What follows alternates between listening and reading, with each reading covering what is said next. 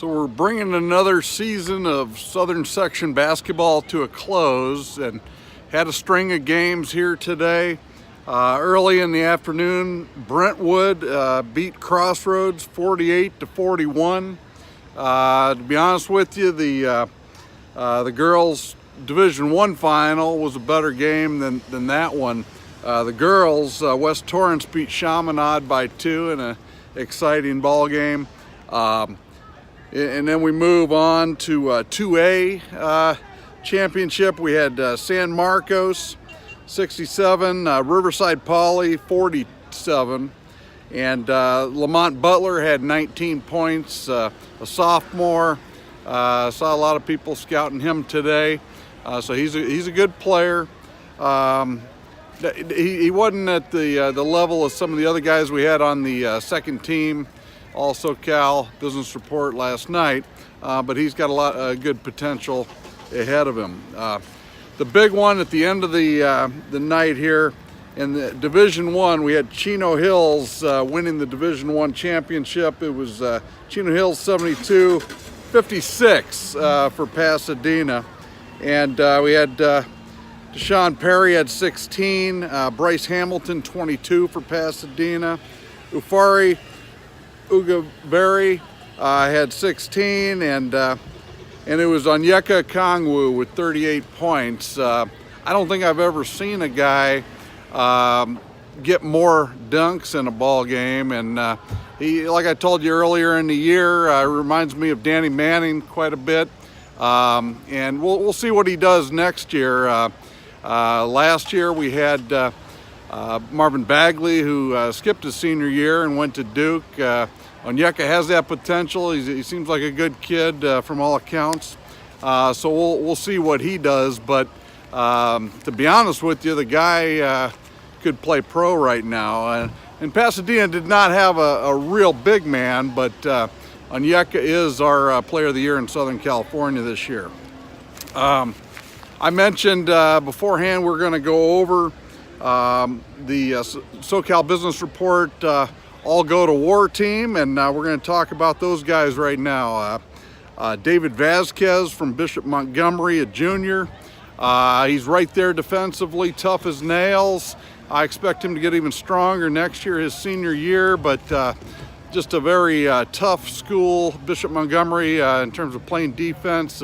Went undefeated all year, and then lost in the Southern Section playoffs. Todd Regans, he's only 5'9", from Encino Crespi, played alongside Brandon Williams, but Todd is the kind of guy, as a coach could tell the kid, hey, I need 30 out of you tonight, and he's going to go get that. He was that good. Elijah Harkless from Etowanda. When games got tight, he would get you key buckets. He plays defense, and another guy I'd go to war with any day. Max Hazley from Villa Park, a 6'6", 6'7" guy inside. I saw him just throwing a couple of 7-footers to the wayside this year. Some skinnier players that really didn't have a chance against him because he was so tough inside.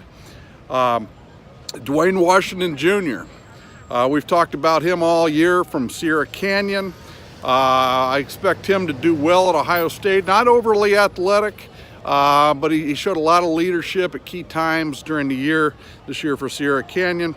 And then the last one on this team, Wilhelm Breidenbach from Mater Dei, only a freshman, 6'9", and whether it was the Open Championship last night or the Division I championship tonight, I mean, these are games it's very difficult to get a bucket. And Breidenbach did get a key tip in last night, but there's a lot of defense being played in these games, and this kid, he held up very well. Very tough throughout the whole season. I've seen him a number of times, and I really liked his play.